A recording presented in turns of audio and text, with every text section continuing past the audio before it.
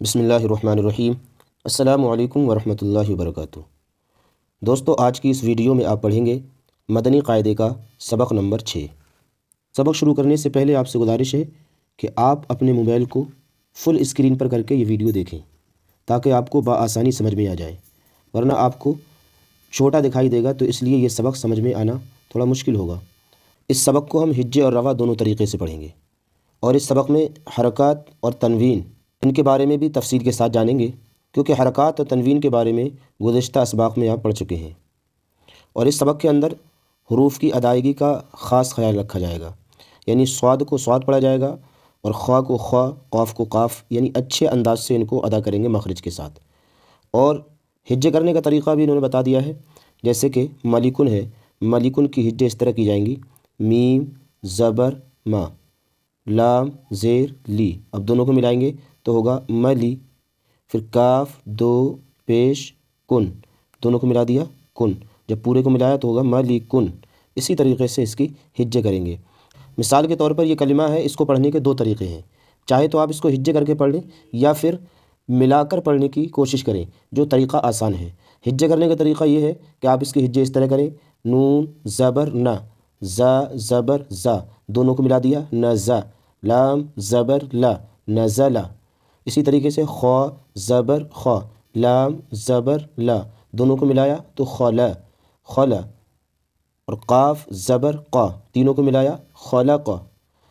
کیونکہ آپ نے گزشتہ اسباق میں پڑھ لیا ہے کہ زبر زیر پیش کو کھینچ کر نہیں پڑھتے ہیں بلکہ بغیر کھینچے پڑھتے ہیں۔ اس کا دوسرا طریقہ یہ بھی ہے کہ آپ اس کو اس طریقے سے پڑھیں، کیونکہ آپ نے پڑھ لیا ہے کہ زبر کی آواز اوپر کو جاتی ہے، زبر کی آواز اوپر کو جاتی ہے، زیر کی آواز نیچے کو آتی ہے، اور پیش کی آواز کچھ گول ہوتی ہے۔ جیسے مثال کے طور پر آپ اس کو پڑھیں: نا ز ل، تینوں کو ملا دیں نزل، خ ل ق، تینوں کو ملا دیں خلق۔ اور یہ طریقہ میری سمجھ سے آسان ہے، اسی انداز سے ہمیں اس کو پڑھنا چاہیے تاکہ پڑھنے میں بھی آسانی ہو جائے۔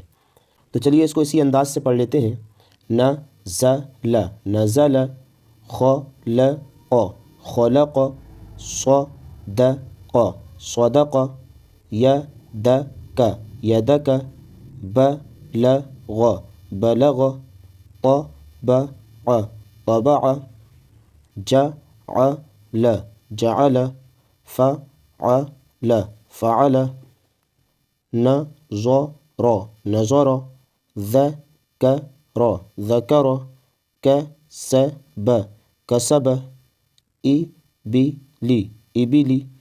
جیسا کہ اس کلمے کے تینوں حروف پر پیش ہے، تو اس کو اب ہم اس انداز سے پڑھیں گے: را پیش رو، سین پیش سو، روسو، لام پیش لو۔ دوسرا طریقہ وہی ہے جو میں نے پہلے بتایا: رو سو لو، روسولو۔ اسی انداز سے آپ اس کو پڑھنے کی کوشش کریں، جیسے سو حو فو، صحفو، سو لو سو، ثلثو، سو دو سو، تینوں کو ملا دیا سدوسو، حو رو مو، تینوں کو ملا دیا حرومو، رو بو عو، تینوں کو ملا دیا ربوع، حامد حامد۔ ہا کی آواز اوپر، میم کی آواز نیچے، اور دال کی آواز اوپر، کیونکہ آپ نے پڑھا ہے کہ زبر کی آواز اوپر جاتی ہے، زیر کی نیچے جاتی ہے، اور پیش کی گول ہوتی ہے۔ یہاں پیش نہیں ہے لیکن دو پر زبر ایک پر زیر ہے، تو ایک کی آواز نیچے اور دو کی اوپر جائے گی، جیسا کہ حامد حمید، خطیف خطیف، ملکی ملکی، تزیدی تزیدی، تجدو تجدو، یلیجو یلیجو، قتل قتل، سئل سئل، قرئ قرئ، قمری قمری، کبروا کبروا، حشر حشر، احدا احدا۔ اب اس کلمے میں آخر والے حرف پر یعنی دال پر دو زبر آیا ہے، یعنی تنوین، جو آپ نے پچھلے گزشتہ سبق میں پڑھا تھا کہ تنوین کی آواز نون ساکن کی طرح ہوگی۔ جیسے حمزہ نون زبر ان پڑھتے ہیں، ایسے ہی حمزہ دو زبر ان کو بھی پڑھیں گے۔ تو اب جس طریقے سے جس حرکت کی آواز نکلتی ہے اسی طریقے سے ان حروف کی آواز نکالنی ہے۔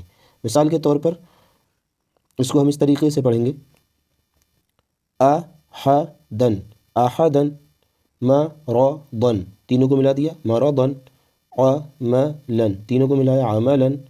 اس کلمے میں یا نہیں پڑھی جائے گی، کیونکہ 5ویں سبق میں آپ کو یہ قاعدہ بتایا کہ 2 زبر کی تنوین کے بعد الف یا آ جائے تو پھر وہ الف اور یا نہیں پڑھے جاتے ہیں۔ اب اس کلمے میں آپ دیکھ رہے ہیں کہ ہا پر پیش ہے اور دال پر 2 زبر ہیں۔ 2 زبر کو تنوین کہتے ہیں، چاہے وہ 2 زبر ہوں، 2 زیر ہوں یا 2 پیش ہوں، ان کو تنوین کہتے ہیں۔ تنوین کی آواز نون ساکن کی طرح ادا ہوتی ہے، آپ نے پچھلے سبق میں پڑھا، جیسے حمزہ نون زبر ان کی آواز آئے گی، اسی طریقے سے حمزہ 2 زبر ان، اسی طریقے سے دال 2 زبر دن کی آواز بھی آئے گی۔ اب 2 زبر 2 زیر 2 پیش ہوں تو اسی طریقے پڑھا گا دن دن دن، اس طریقے سے اب اس کو ہم پڑھیں گے ہو دن۔ اب اس کلمے میں یا بچا، یا کو نہیں پڑھا جائے گا کیونکہ 2 زبر کی تنوین کے بعد الف یا آ جائیں تو ان الف اور یا کو نہیں پڑھا جائے گا، اسی لیے اس یا پر اور اس یا پر بھی کوئی حرکت نہیں دی ہے، بالکل خالی رکھا گیا ہے۔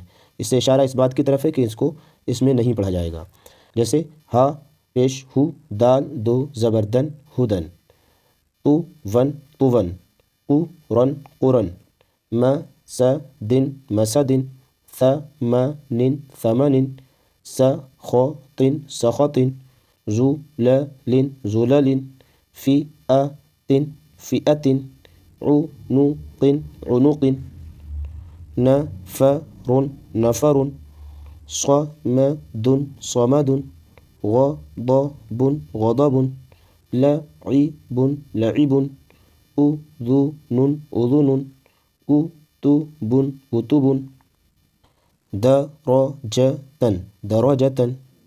اس کو ہجے سے بھی پڑھ سکتے ہیں اس انداز سے، لیکن مجھے یہی بہتر لگتا ہے، میں اسی انداز سے پڑھاتا ہوں۔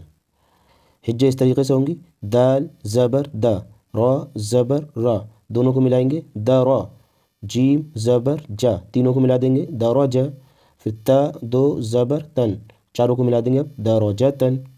ایسے ہی اس کی ہجے کریں گے، قاف زیر قی، را زبر را، دونوں کو ملائیں گے قیرا، دال زبر دا، اب تینوں کو پھر ملائیں گے قیرادہ، تا 2 زبر تن، اب چاروں کو ملا دیں گے قیرادتن، عین زبر ع، لام زبر لا، دونوں کو ملایا علا، قاف زبر قا، تینوں کو ملایا علاقہ، تا 2 زیر تن، چاروں کو ملا دیا علاقاتن، سین زبر سا، فا زبر فا، صفا، را زبر را، سفرا، تا 2 زیر تن، چاروں کو ملایا سفراتن، شین زبر شا، جیم زبر جا، شجا، را زبر را، شجرا، تا 2 پیش تن، شجراتن، قاف زبر قا، تا زبر تا، قتا، را زبر را، قطرا، تا 2 پیش تن، قطراتن۔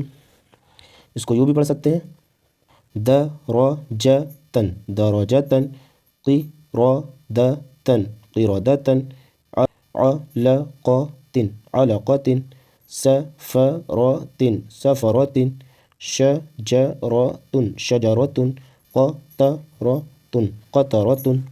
بس اس سبق میں خیال یہی رکھنا ہے کہ حرکات کو کھینچ کر نہیں پڑھنا ہے، بلکہ ایک دم سے پڑھنا ہے، درجہ، اور تنوین میں غنہ وغیرہ یہاں نہیں کرنا ہے کیونکہ کسی حرف سے مل کر نہیں آ رہی ہیں۔ تو دوستو امید ہے کہ آپ کو سبق سمجھ میں آ گیا ہوگا۔ آج کے سبق میں صرف اتنا ہی۔ اللہ حافظ، السلام علیکم ورحمۃ اللہ۔